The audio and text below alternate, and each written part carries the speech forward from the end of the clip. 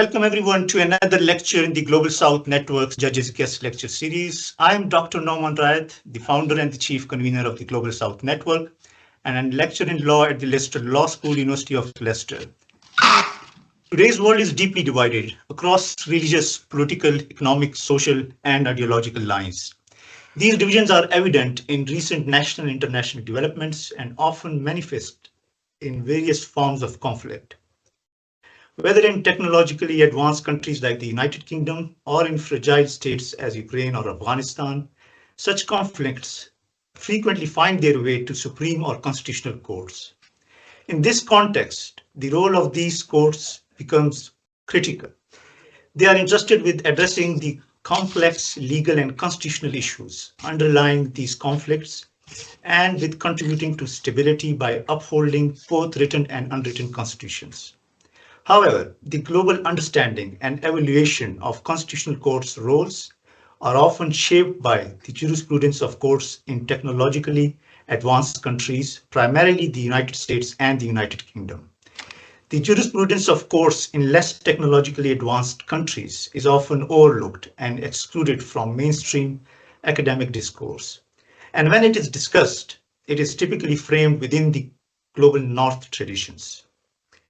To address this issue, the Global South Network, the world's only international and interdisciplinary network rooted in the Global South and dedicated to bridging the North-South divide, has launched several initiatives.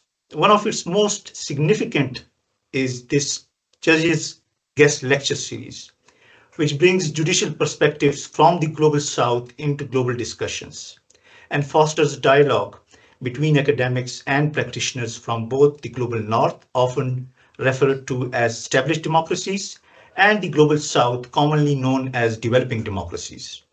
In pursuit of this aim, the Global South Network previously featured guest lectures by judges from the Supreme Courts of Mexico, Palestine, Israel, Afghanistan, Mauritius, Ukraine, and the United Kingdom, and hosted a judicial dialogue involving judges from 12 countries on 20th of January 2025.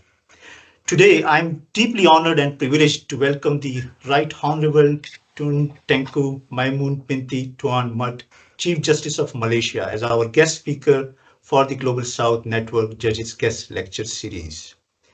To ensure an equal, inclusive, and safe environment, the chat box, microphones, and cameras have been disabled.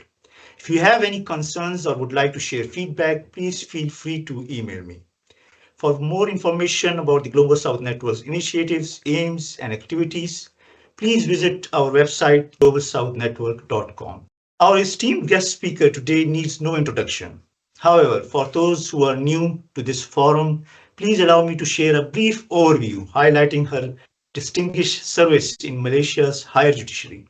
A detailed biography has already been shared with you and also available on the official website of the Federal Court of Malaysia. On 2nd of October 2006, the Right Honourable Tun was appointed as a Judicial Commissioner of the High Court of Malaya at Kuala Lumpur. On 5th of September 2007, the Right Honourable was elevated as a Judge of the High Court of Malaya at Kuala Lumpur. The Right Honourable Tun also had the experience of serving as a Judge of the High Court of Malaya at Shah Alam, Selangor. On 8th of January 2013, the Right Honourable Tun was appointed as a Judge of the Court of Appeal. On 26th of November 2018, the Right Honourable Tun was appointed as a Judge of the Federal Court. On 2nd of May 2019, the Right Honourable Tun was appointed as the Chief Justice of Malaysia. The Right Honourable Tun was conferred with Darja Seri Paduka Setia Mahakuta Kelantan in 2016, carrying the title Datu, and in 2006 with Darja Datu Paduka Setia Mahakuta Kelantan, also carrying the title Datu. Having this said, allow me to invite Honourable guest speaker to deliver the guest lecture. Thank you, Dr. Tuan Mat. Distinguished guests, ladies and gentlemen, Assalamualaikum warahmatullahi wabarakatuh, and a very good day. I would like to extend my gratitude to the Global South Network, in particular Dr. Tuan Mat, for inviting me to deliver this prestigious guest lecture. As I understand it, Numerous other renowned judges from other respectable jurisdictions have been invited to do so in the past to do the same. It is truly humbling to me to be included within such a distinguished class of persons. The topic of the lecture that I have been assigned reads Constitutional Supremacy in Southeast Asia, the Case of Malaysia. It is a very heavy and technical topic that can render even the most excited of crowds bored. Nonetheless, please bear with me. Southeast Asia comprises a wide range of jurisdictions, all with their own unique constitutional and legal systems. These jurisdictions are Brunei, Burma or Myanmar, Cambodia, East Timor or Timor-Leste, Indonesia, Laos, Malaysia, the Philippines, Singapore, Thailand, and Vietnam. As the title already suggests, I will limit the scope of my lecture to the case of Malaysia. Before I begin, I would be remiss if I did not first start with the caveat that I am a sitting judge. I have answered this invitation to speak to mostly students with a view to sharing my thoughts on the subject without commenting on the outcome of any pending litigations. It is also for this reason and in abundance of caution that regrettably I have decided to decline a question and answer session that customarily accompanies these guest lectures. So to those of you who are disappointed, I apologize.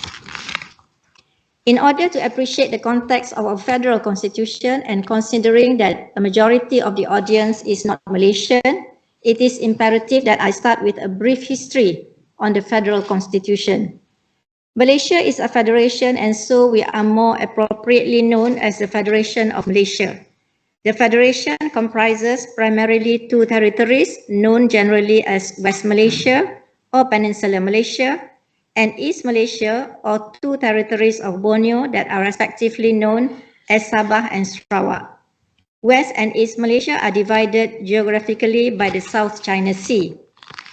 Malaysia was colonized on several occasions throughout history.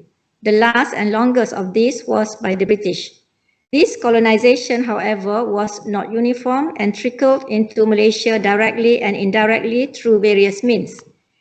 West Malaysia was primarily governed and influenced by the British East India Company, again, either through direct or indirect means. Two Malayan territories, namely Malacca and Penang, were British colonies, and as such, they were British territories. As for the rest of the main territories or states in Malaya, they were ruled and still remain ruled in principle by the respective sultanates. In total, there are 9 sultanates. During British influence, the respective sultans of these 9 territories were heavily advised by British residents. In 1948, after World War II and a brief displacement of British rule by a brief Japanese occupation, an attempt was made by the returning British colonialists to federalize West Malaysia, culminating in the formation of the Malayan Union. With the emergence of independence movements throughout the world in the aftermath of World War II, with nations primarily like India and Pakistan, the formation of the Malayan Union was heavily opposed by locals, and the British influence was beginning to see its end. By 1957, specifically on 31st August 1957, West Malaysia, or Malaya as it was then known, successfully declared independence from the British. There was no violent bloodshed or revolution. What happened was that political elites from the Malay and other multicultural parties, together with the sultans of the 9 states and the British rulers in the years between 1948 and 1957, successfully negotiated a written constitution for Malaysia premised on a social contract. That there was a social contract is a fact of history, and it is prevalent in our federal constitution. As for its existence, there are social and political reasons. As a result of nearly 168 years of British influence, Malaya had seen an influx of immigrants from China and India and other surrounding Asian territories, many of whom today are proud Malaysians. But at the time, there was a fundamental shift in the local population's demographics, political and economic imbalance between the Malay population and the immigrants, and the fact that we had 9 entirely separate systems of governance in the 9 different sultanates. In order to reconcile these fundamental differences, the government of the United Kingdom and local leaders agreed to form a multinational commission to develop a written constitution for Malaya. This commission is popularly known as the Reid Commission. I will refer to you their terms of reference, and I quote, "The members of the commission were appointed in the name of Her Majesty, the Queen and their Highnesses the rulers with terms of reference as follows. To examine the present constitutional arrangements throughout the Federation of Malaya, taking into account the positions and dignities of Her Majesty the Queen and of their Highnesses the rulers, and to make recommendations for a federal form of constitution for the whole country as a single self-governing unit within the Commonwealth based on parliamentary democracy with a bicameral legislature, which would include provision for the establishment of a strong central government with the states and settlements enjoying a measure of autonomy, the question of the residual legislative power to be examined by and to be the subject of recommendations by the Commission, and with machinery for consultation between the central government and the states and settlements on certain financial matters to be specified in the Constitution, the safeguarding of the position and prestige of their Highnesses as constitutional rulers of their respective states, a constitutional Yang di-Pertuan Besar or head of state for the Federation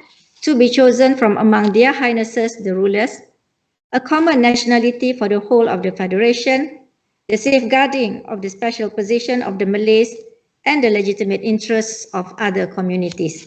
End quote. I must highlight again that unlike the constitutions of, say, India or Pakistan that were drafted by their own elected representatives at the time, the Malayan constitution was developed by an unelected commission which comprised directly or indirectly the 9 sultans, local political elites who did the initial work and later consulted the public through open sessions. The terms of reference, like the terms of a binding contract, were agreed by all stakeholders as being the conditions that would exist in an entirely self-governed and self-sustaining nation, bearing in mind the historical impact of Malaya's demography after more than a century and a half of colonization. Premised on these very important terms of reference, the Malayan Constitution included and still includes the following foundational stipulations, and in no particular order of importance.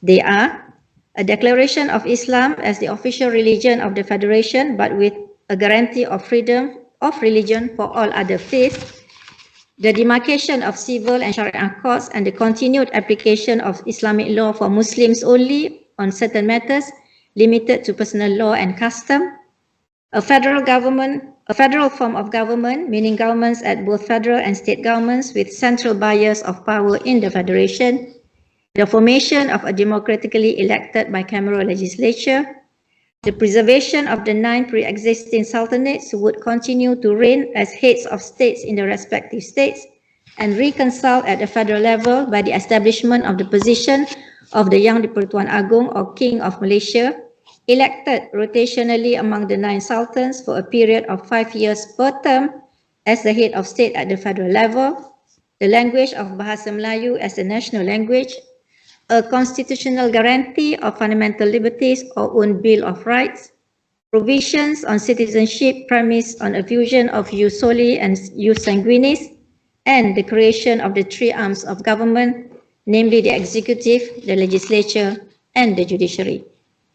These terms saw the creation of a Malayan nation that came to be known now as a democratic monarchy.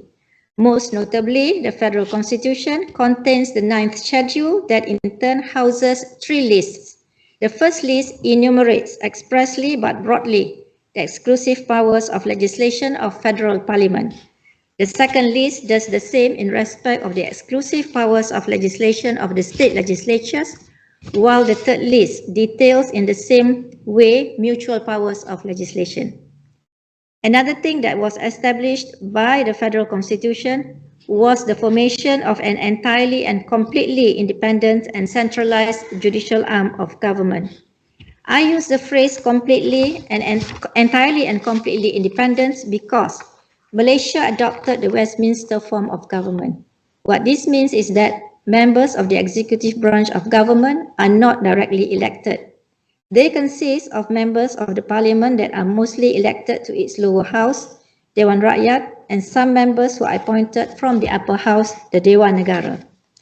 Thus, like the Westminster system, the executive and federal legislative branches are fused. The Prime Minister is a person elected to the House of Representatives and who is appointed by the Yang di-Pertuan Agong, who in the Yang di-Pertuan Agong's judgment is likely to command the confidence of the majority of the members of that lower house. The rest of the cabinet is then also appointed by the Yang di-Pertuan Agong, but on the binding advice of the Prime Minister. It works the same way at the state level and the respective state governments.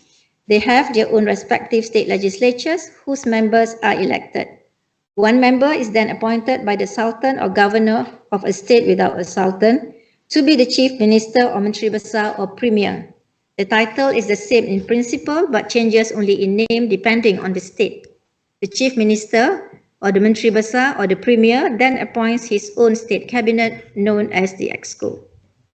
Insofar as the judiciary is concerned, it exists only at the federal level, while there are branches of the superior and subordinate courts in the various states.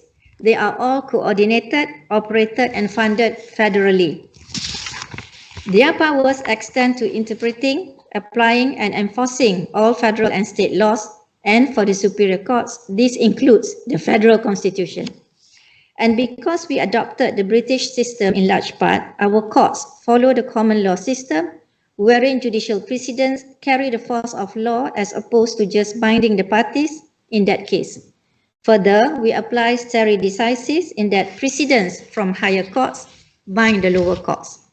Cases from the Commonwealth, including from the United Kingdom, especially in common law heavy areas such as tort law, are frequently cited and applied.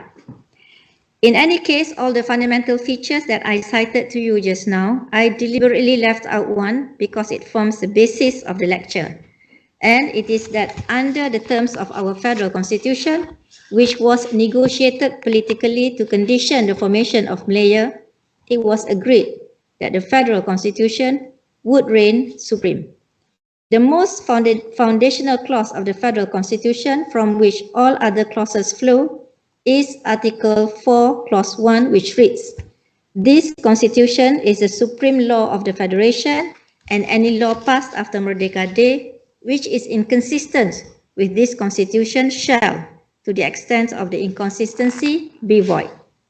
Merdeka Day refers to Independence Day, i.e. 31st August 1957.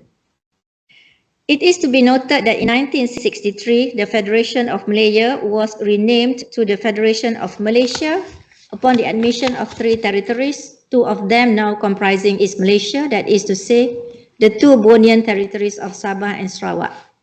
The Malaysia Act 1963 was passed to cater for the admission of these territories. The third of these territories was Singapore, who also joined Malaysia in 1963. However, 2 years later, in 1965, Malaysia and Singapore parted ways and Singapore became its own sovereign nation with its own written constitution from then on.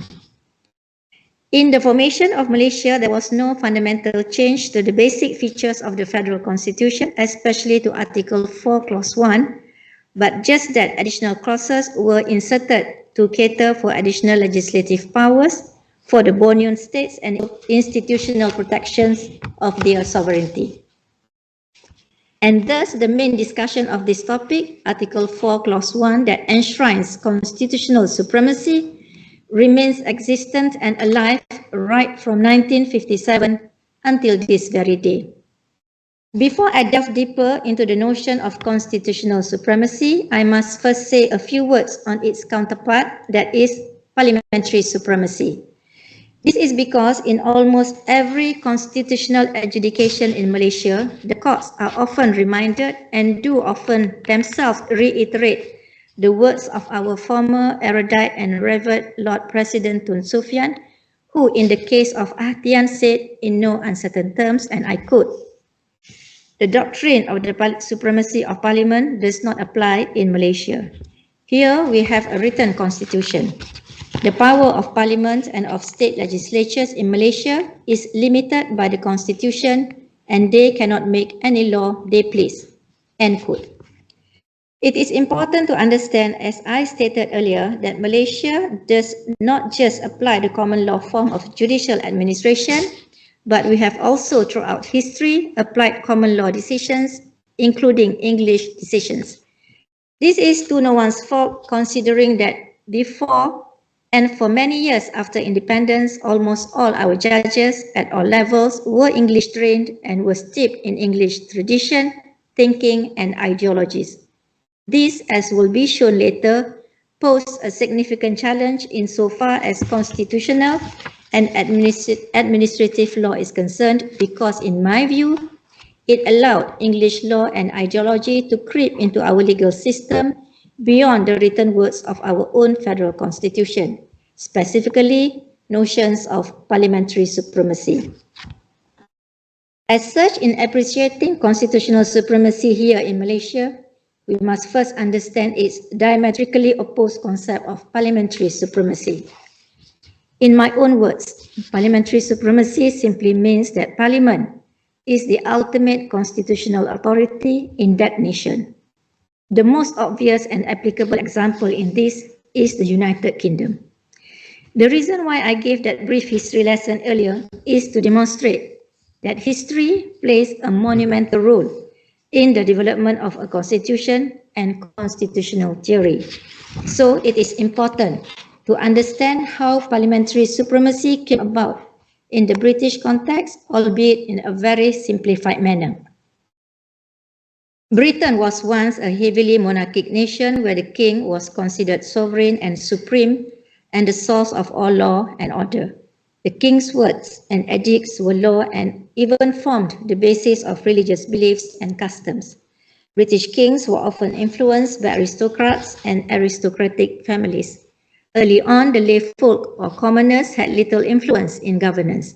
They were mostly a workforce and a source of taxation and war resources. Eventually, aristocrats and lay people alike started to revolt, mostly due to taxation and policy differences.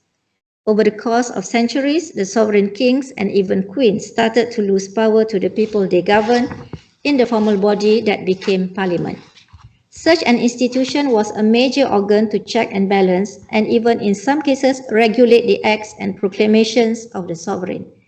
Eventually, Parliament became the very embodiment of the people, and all other organs of state, including the monarchy, were rendered subordinate to it as the ultimate authority, even standing above the judiciary and the executive branches. That is why in the United Kingdom, it is principally the Parliament and not anyone else that is both supreme and sovereign. Parliament makes and unmakes laws even at the constitutional level.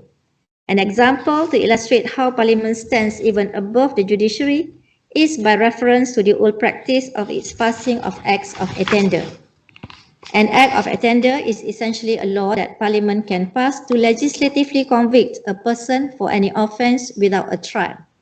It is a means to completely bypass any judicial trial or judicial deliberation. Their existence is not imagined or fictional. You will most probably recall that during the time of King Henry VIII, an Act of Attainder was infamously passed to render one of his wives, Catherine Howard, guilty of treason for committing adultery with one Thomas Culpeper and for committing premarital affairs and punishing her with death, all without a trial, public or otherwise. This is just one of the many historical English examples. Acts of Attainder eventually fell out of favour in the United Kingdom, and by 1870, Parliament formally and effectively abolished the use of such legislation by passing the Forfeiture Act 1870. Yes, you will notice that it was Parliament that abolished its own reliance on such legislation. It was not by reason of a court decision. This methodology effectively spurred the direction of legal development in the United Kingdom. The courts there are very different in that they are also subordinate to Parliament. This is probably where the saying stems that the courts are tasked with interpreting law and not making law, which is strictly and sometimes sacredly a parliamentary prerogative. English administrative law is still influenced in this way in that judicial decisions act as checks and balance against executive power vis-a-vis challenges against legal provisions, but you do not otherwise see the English courts striking down acts of parliament. It is simply because the constitutional theory of the United Kingdom does not recognize such a concept. The only instance, to my knowledge, where we can see such a departure is when the UK was a member of the European Court of Human Rights. At that time, Section 4, Clause 1, Section 4, Subsection 1 of the Human Rights Act 1998, itself passed by United Kingdom Parliament in ratifying the relevant treaty, allowed the English courts to pass declarations of invalidity. Such declarations, however, only declared acts of parliament incompatible with certain international human rights instruments, but did not render such parliamentary acts or their provisions invalid or being struck down. In this sense, and putting it rather bluntly, such declarations of invalidity only served at best as judicial suggestions to Parliament. As such, Parliament could choose not to comply, and this would render such acts legally questionable, at least at the national level. The international level is a different story. I must emphasize here that my lecture is not intended to critique or degrade parliamentary supremacy in any way. Neither am I saying that it is a dysfunctional or inapplicable constitutional modality. My point here is to highlight very briefly how it arose in United Kingdom's historical context and how it works in paving the path to the discussion on why constitutional supremacy, at least in the Malaysian setting, is poles apart. The British Empire was a powerful force that slowly dismantled over the course of centuries. The United Kingdom does not conform to Baron de Montesquieu's notion of the doctrine of separation of powers. You will notice, and I state this simply as a historical fact, that many of its former territories did not choose to adopt its form of governance but established their own political systems. Perhaps the most standout example of this is the United States of America that adopted Montesquieu's version of complete separation of powers. For the United States, not only did they adopt a written constitution, they constitutionally elected three entirely independent federal branches of government, being the executive, led by the President, Congress, and the Supreme Court. Historically, the Americans were opposed to any form of British rule or influence, that they strongly embraced notions of republicanism and direct representation in government. For the purposes of this lecture, the most notable feature of the American Constitution is the part that pertains to the US Supreme Court. I must start by stating that while the United States does not have an express supremacy clause, they have applied their constitution in that way, beginning the landmark and celebrated decision of the United States Supreme Court in Marbury. Reverting to United Kingdom for a moment, I highlighted how the courts there typically interpret legislation. They do not otherwise question the validity. That is completely not the case with the United States. In light of the igniting spark that was Marbury, we can see that the courts, or at least the United States Supreme Court, as the highest federal judicial authority, is by its constitution a co-equal branch of government that can directly and is indeed constitutionally obliged to directly check and balance the power of both Congress, the legislature, and the President, the executive. The force of the power is founded on the idea that it is the United States Constitution, a written document, that is supreme, and not any of these three arms of government, either individually or separately. The facts in Marbury are not directly relevant, but I will narrate the gist of it to prove my point. In that case, the issue was simply that the petitioner sought a writ of mandamus against the respondent, but he did this by filing a petition in the original jurisdiction of the Supreme Court.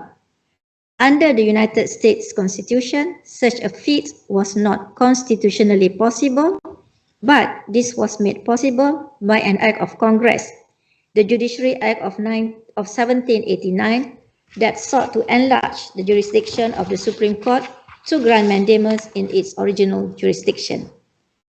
The theory of Chief Justice Marshall and his Supreme Court was quite simply that while the petitioner was on the facts entitled to mandamus, he ought not to have filed it in the Supreme Court's original jurisdiction.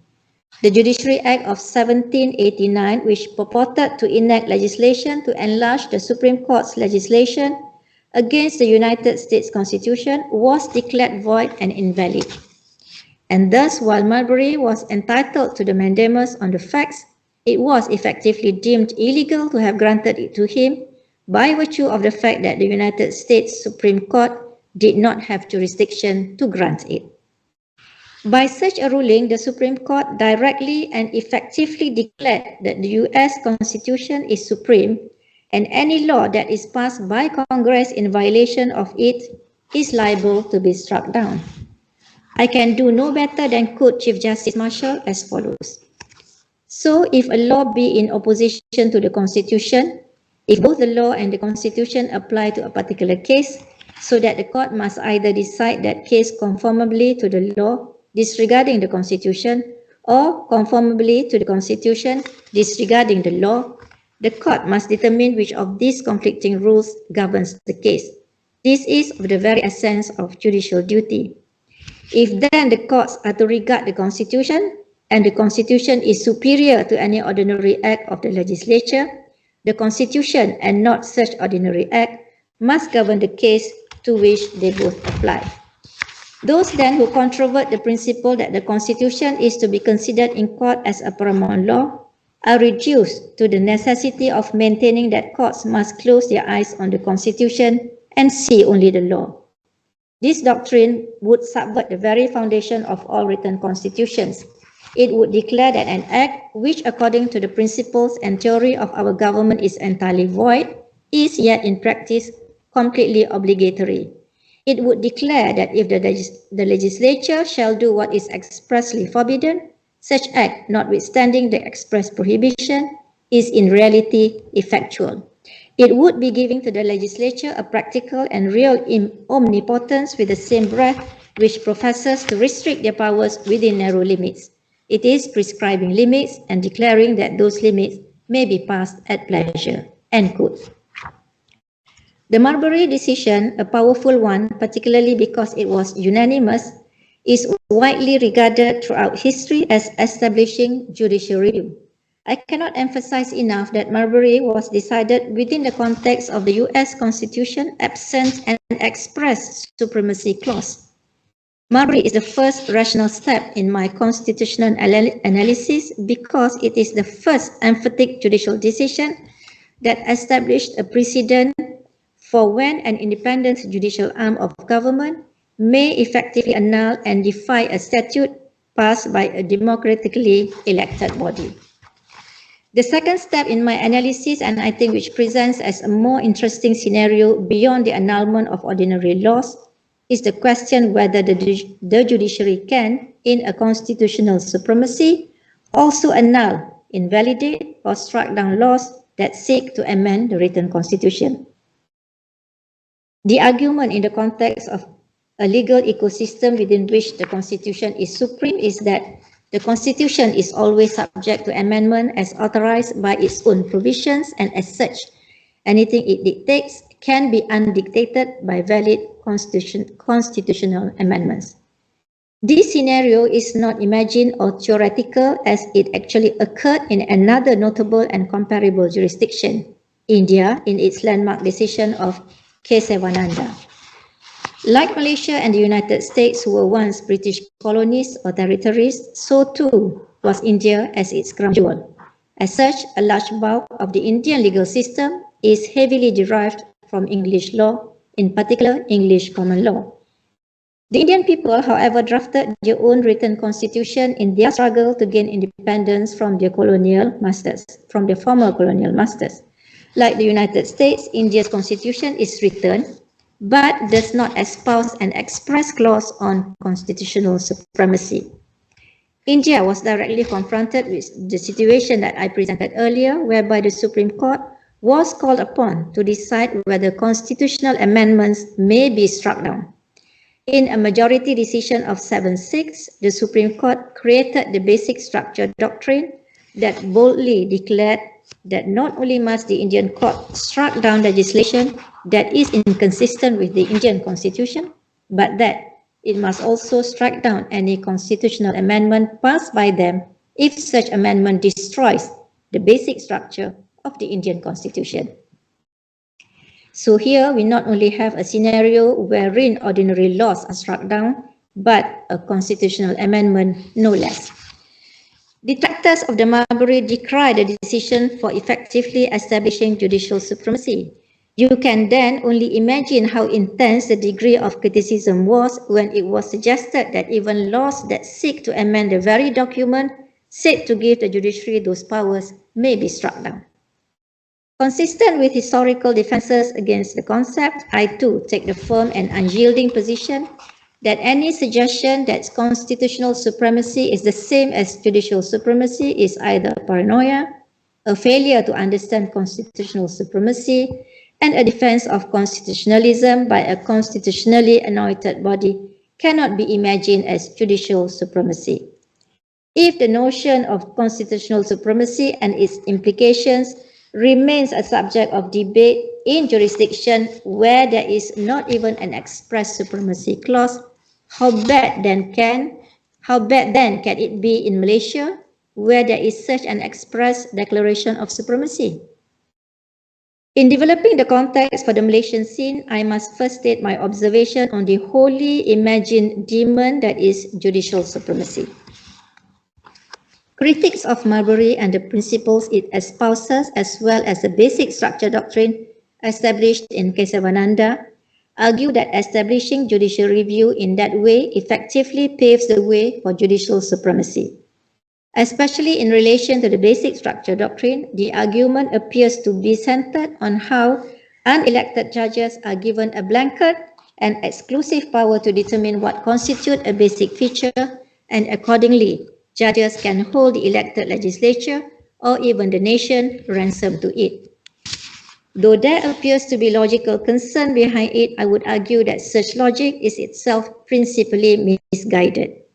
Allow me first to address the perceived logic behind it, and then I will address why I think it is misguided and unfounded. The notion behind most, if not all, common law countries that have written constitutions, including Malaysia, the United States, and India, is that they are founded on democracy. The idea here is that they all at one point in their histories secured independence from the British. Therefore, concepts such as self-determination, self-reliance, and self-rule are pivotal to their existence. The fact that elections take place and representatives of the people determine the law should mean that these representatives should have the final say of the law through Parliament or Congress. Indeed, that is the idea in the United Kingdom. We see Parliament as the final constitutional authority that can make and unmake laws. But apparently, when nations such as the United States, Malaysia, and India secured independence, they did consider whether that model is suitable to the system of governance, and they chose instead to individually adopt written constitutions. What that constitutions have in common is that such documents provide the legal basis for the existence of their elected legislative bodies. Evidently, these nations were convinced that as time flows, the peoples of the nation also change.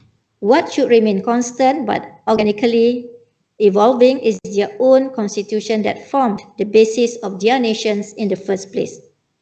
The constitutions these nations developed, in fact, directly imposed certain fetters on their own legislatures, such that certain laws cannot be passed or that laws must be passed subject to certain minimum standard of legality, including adherence to fundamental rights.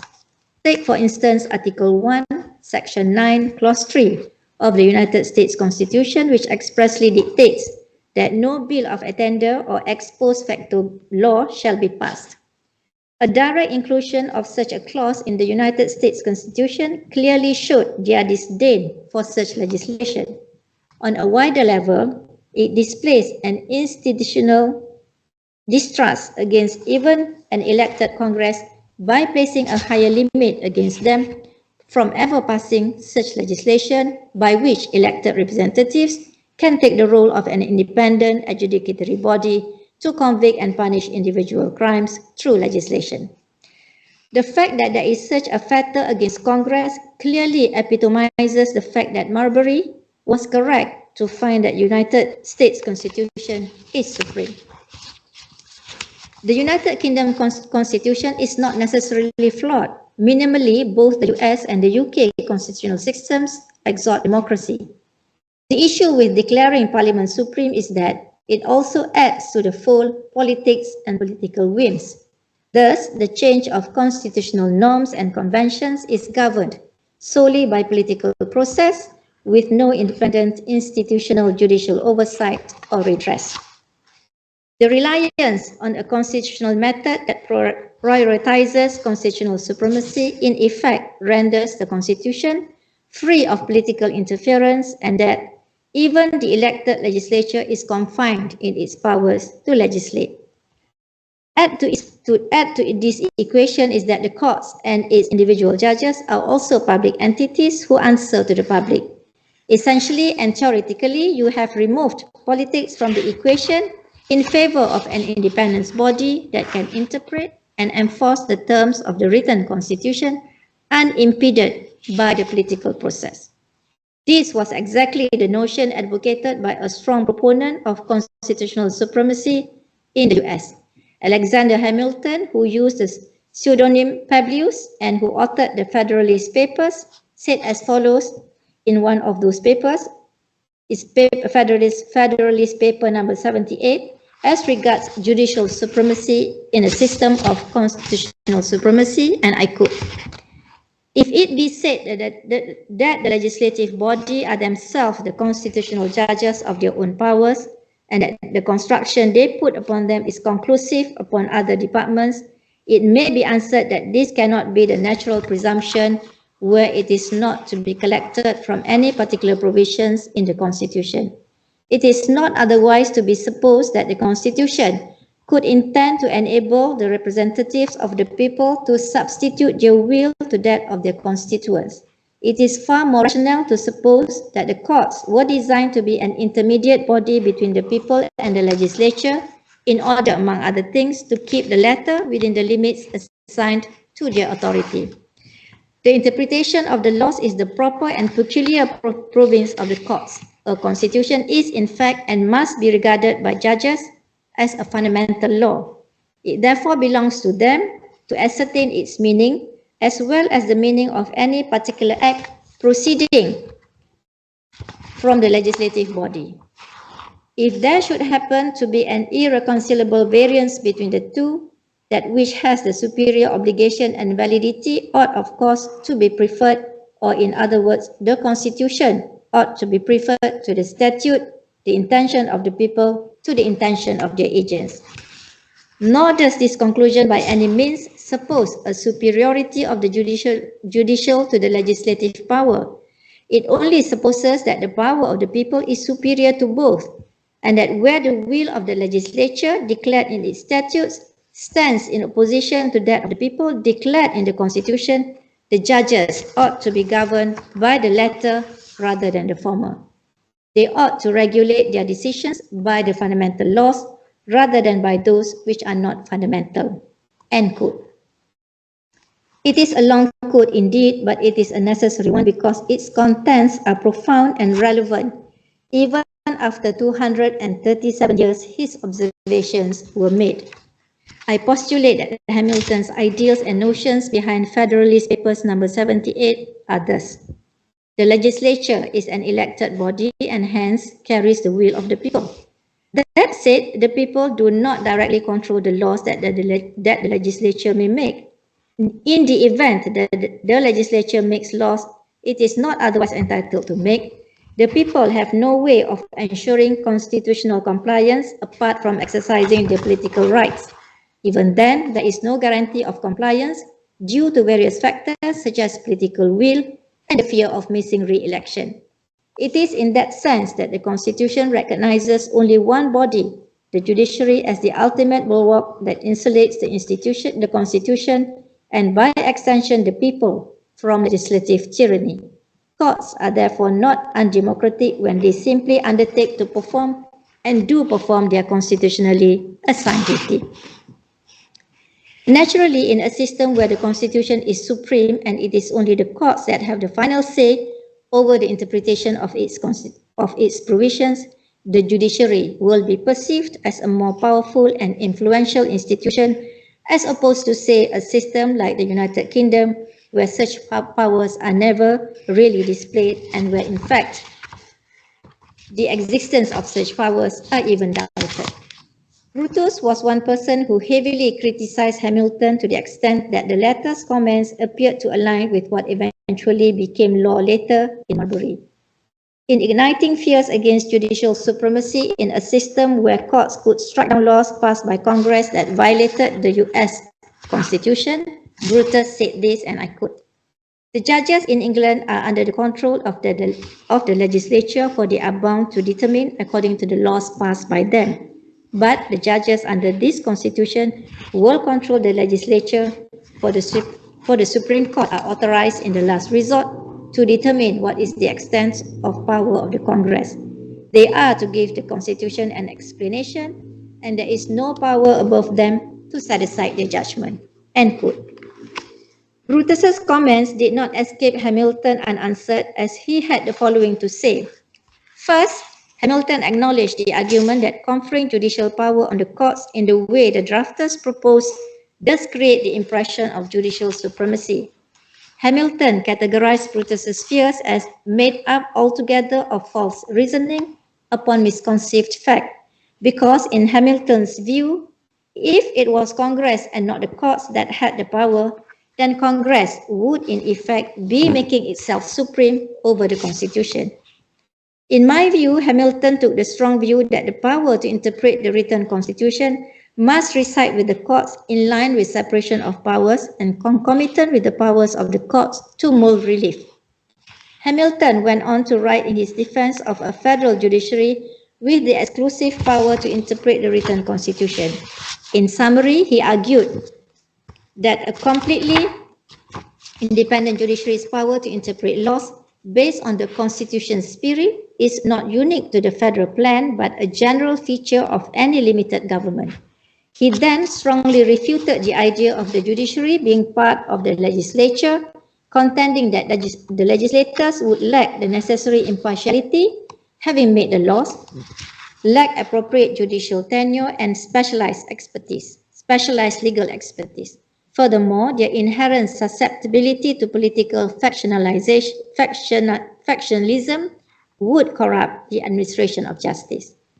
In essence, Hamilton concluded that constitutional problems occasioned by political people cannot always be resolved through the political process or by politicians themselves. There is a strong need for an independent body to adjudicate on constitutional issues. I believe that having read out the exchange that took place between Hamilton and Brutus and Hamilton's strong responses should be sufficient to highlight to you the argument that suggests that the exclusive role of an independent judiciary in the final interpretation of its written constitution does not breed judicial supremacy, but ensure constitutional supremacy. Closer to home, our own Tun Sufyan effectively and indirectly echoed all the views of Hamilton in his following short but powerful observations, and I quote, "If Parliament is not supreme and its laws may be invalidated by the courts, are the courts then supreme? The answer is yes and no. The courts are supreme in some ways but not in others. They are supreme in the sense that they have the right, indeed the duty, to invalidate acts enacted outside Parliament's power or acts that are within Parliament's power but inconsistent with the Constitution. But they are not supreme as regards acts that are within Parliament's power and are consistent with the Constitution. The court's duty is then quite clear.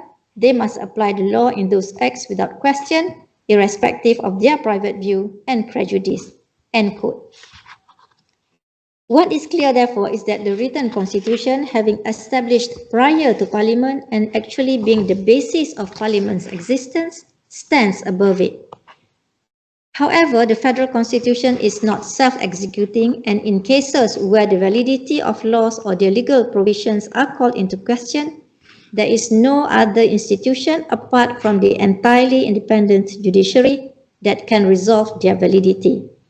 And in cases where a case for invalidity is successfully made on the high threshold that it takes to establish it, then the courts are duty bound by Article 4, Clause 1 to strike down that law. Having noted all my observations up to this point, I now move to discuss the case of Malaysia to the extent that it is relevant to the topic. What sets Malaysia apart from most other Commonwealth jurisdictions that attained independence before it is that our federal constitution contains an express supremacy clause, the one I read out earlier, i.e. Article 4, Clause 1. What then are the implications of it, considering that jurisdictions that do not have such clause, such as the US and India, have also determined their constitutions supreme? Surely Malaysia, having such a clause, must present a livelier constitutional environment. While theoretically that may be so, I would say that Malaysia's constitutional scene did not achieve full bloom until the year 2017, that is at least 60 years after independence. We must also consider that Article 4, Clause 1 remains intact and in pristine form since the very inception of the Federation of Malaya and later Malaysia. You would therefore be correct to think that the full realization of Article 4, Clause 1, only 60 years after its inception, might have been too long, and you might be correct. The transcendent shift in 2017 that I am referring to is the unanimous decision of the Federal Court in a case called Semenanjaya. In Malaysia, like most other jurisdictions, we have an Act of Parliament called the Land Acquisition Act 1960, which allows the government to forcibly acquire land, subject to them making adequate compensation to the person from whom the land was forcibly acquired. Naturally, in many cases, the aggrieved party challenged the adequacy of the compensation. The issue in Semenanjaya was that a provision of the Land Acquisition Act 1960 stipulated that any High Court judge who shall determine the adequacy of compensation for acquisition shall be assisted by two lay and essentially non-judicial assessors, and that the determination of those assessors shall bind the High Court. Those challenging the provisions argued that the High Court was, by that provision, effectively rendered into a rubber stamp in violation of the doctrine of separation of powers. After a lengthy analysis of the applicable constitutional provisions, the Federal Court held that the impugned provision of the Land Acquisition Act 1960 was unconstitutional and struck it down. Under the terms of the Federal Constitution, as is accepted anywhere else in the Commonwealth, the judiciary is an entirely independent organ of government tasked with making judicial determinations. Any person can therefore appreciate the clear and obvious outcome in Semenanjaya in that by confining the High Court to external adjudicators and removing all sorts of judicial determination, it unduly restricts judicial power and renders that provision of the Land Acquisition Act 1960 unconstitutional. As you can probably guess, the issue in Semenanjaya was therefore not simply just the legal validity of the provision of the Land Acquisition Act 1960, but something much larger. And to illustrate that, I must step away from that decision and highlight the bigger problem that plagued the courts at that time. Prior to the events that occurred in 1988, Article 121, Clause 1 of the Federal Constitution, which deals with the establishment of the superior courts in Malaysia, read in relevant part as follows. The judicial power of the Federation shall be vested in the two High Courts, and the High Courts shall have such jurisdiction and powers as may be conferred by or under federal law. In 1988, Parliament passed a Constitutional Amendment Act 1988 to, among other things, amend Article 121, Clause 1. The new provision which subsists to this day reads as follows. There shall be two High Courts of coordinate jurisdiction and status, and such inferior courts as may be provided by federal law, and the High Courts and inferior courts shall have such jurisdiction and powers as may be conferred by or under federal law. This amendment did two things. First, it removed the words, the judicial power of the Federation shall be vested, from the body of Article 121, Clause 1. Second, it was worded such that all jurisdiction and powers of the High Court and the inferior courts shall be as may be conferred by or under federal law. Nothing much happened in the many years that followed the amendment, not at least until the decision of the federal court in a case called Kok Wah Kwan. The issue in that case concerned Section 97 of the Child Act 2001. In effect, the provision stipulates that any child convicted of an offence punishable with death shall, instead of being punished with death, be detained at the pleasure of the Yang Pertuan Agong. The provision was challenged on the basis that it violated the doctrine of separation of powers for having removed the judiciary's power to determine the measure of sentence, and with the Yang Pertuan Agong being the head of the executive branch of government, it meant that the measure of the sentence was instead to be determined by a non-judicial body, namely the executive arm of government. Now, what is interesting is that the federal court unanimously held that the provision was constitutional and valid. However, the court was split on its reason. The majority judgment, which was delivered by Justice Abdul Hamid Muhammad, ruled that by the amendment effected in 1988, Parliament had, in effect, removed any vesting of judicial power and emphatically determined that all powers and jurisdiction of the court shall have, as are strictly determined by Parliament. He further reasoned that since there was no express statement of the doctrine of separation of powers in the Federal Constitution, then there can be no argument of its violation in the provision that removes the power of the court to determine the measure of a sentence to a non-judicial body. As you can probably tell, the Federal Court's majority decision was heavily criticized for converting Malaysia into a parliamentary supremacy. It is hard to argue with the critics because the criticism is substantively correct. Reading the amended Article 121, Clause 1 the way the majority in Kok Wah Kwan did, in effect, disregards the foundation of the Constitution in its creation of three distinct arms of government and further treats the Malaysian Parliament like the parliaments of the United Kingdom to the extent that the courts are obliged to uphold any law passed by Parliament as valid because they are subordinate to it. If we apply Kok Wah Kwan's interpretation of the Federal Constitution, then the provision of the Land Acquisition Act 1960 ought to have been upheld as valid. Because if there is no express mention of separation of powers in the Federal Constitution and the courts are bound to Parliament's dictates, then it did not matter that a High Court in any land acquisition compensation hearing was just a rubber stamp for the lay and non-judicial assessors. Clearly, the Federal Court saw the flaw in this and found that it could no longer accept the proposition in Kok Wah Kwan, which now leads me to the bigger picture that was targeted in that case. In Semenyo Jaya, the parties challenging the Land Acquisition Act 1960 effectively sought to obliterate the bad precedent that was established in Kok Wah Kwan. For this, they resorted to the Indian Basic Structure Doctrine established in Case of Malaysia for the proposition that there are basic features in the Federal Constitution that cannot be amended even by Parliament, and in the context of Semenyo Jaya case, it was argued that judicial power and separation of powers were such basic features. Accordingly, it was suggested that the 1988 amendment was bad in law and the courts were at liberty to strike down the Impugned Land Acquisition Act 1960 provision. The Federal Court in Semenyo Jaya referred to Article 4, Clause 1 of the Federal Constitution and held that the Indian Basic Structure Doctrine is applicable in Malaysian law. The court then interpreted the amended Article 121, Clause 1, and in my reading of it, held that the majority in Kok Wah Kwan misconstrued the nature and effect of the amendment.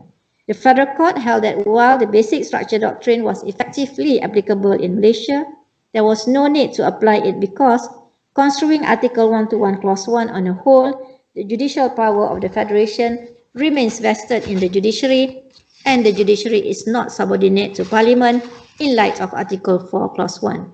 Semenyo Jaya then spelled the end of Kok Wah Kwan and propelled our constitutional law in the right direction.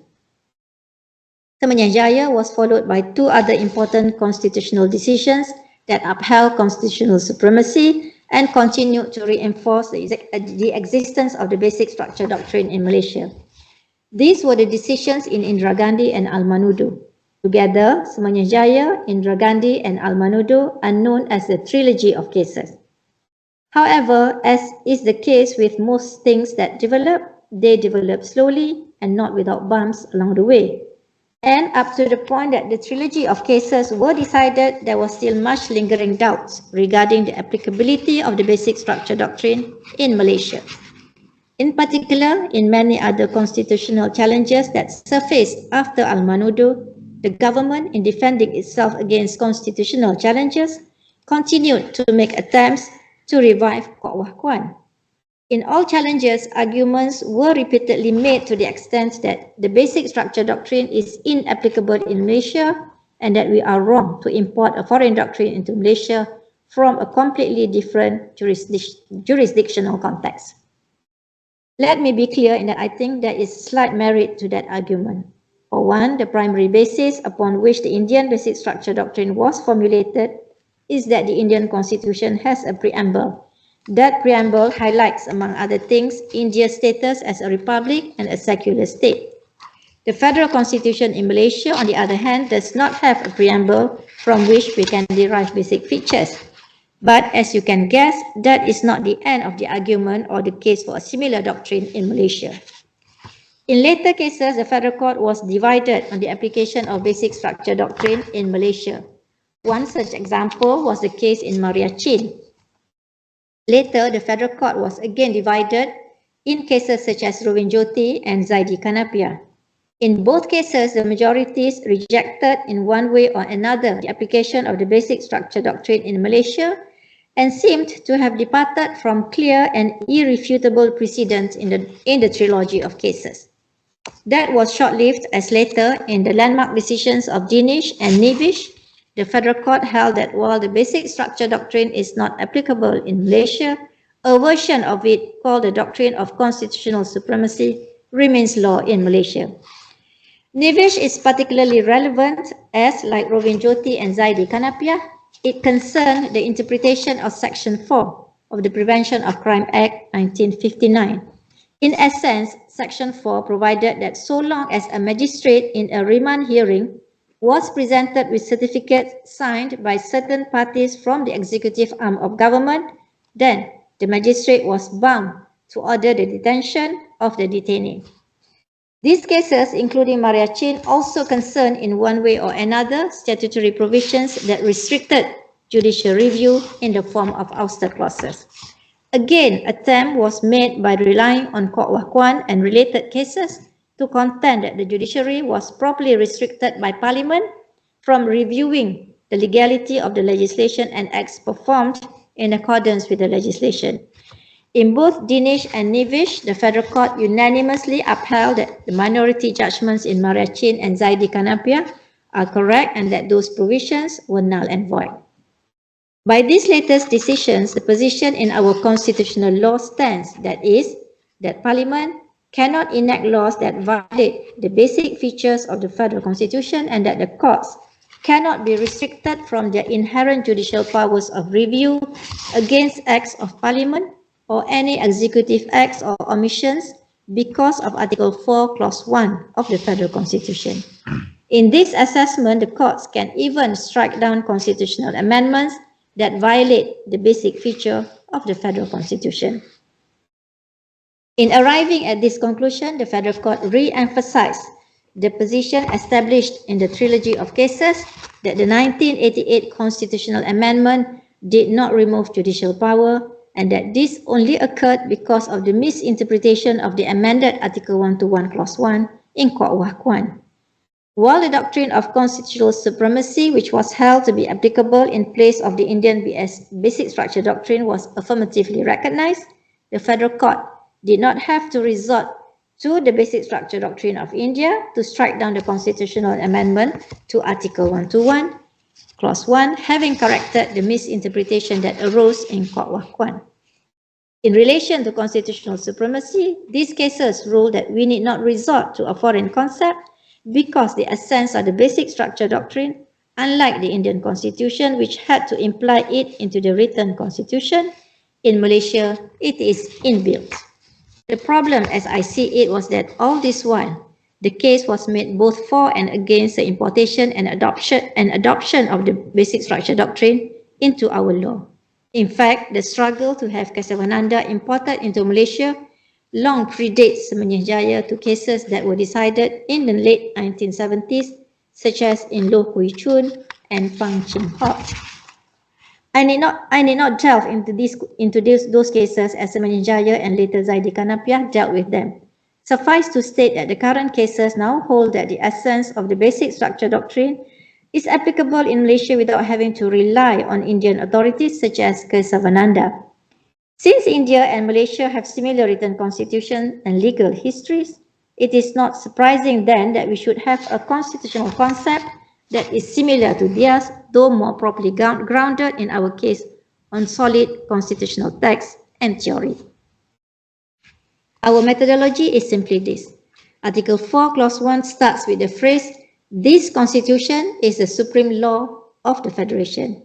Then the Federal Constitution goes on to establish in its many provisions the Houses of Parliament and establishes its legislative powers in the list that I mentioned earlier. As such, Parliament was created by the Federal Constitution and its powers are circumscribed by it. Article 159 then caters for Parliament's specific powers to amend the Federal Constitution in accordance with prerequisite majorities and consents that Parliament must obtain. However, in wording that power, Article 159 Clause 1 uses these words: "The provisions of this Constitution may be amended by federal law." In Article 4 Clause 1, the Federal Constitution refers to itself as this Constitution, while in Article 159 Clause 1, it allows amendments to its provisions, and that too by federal law.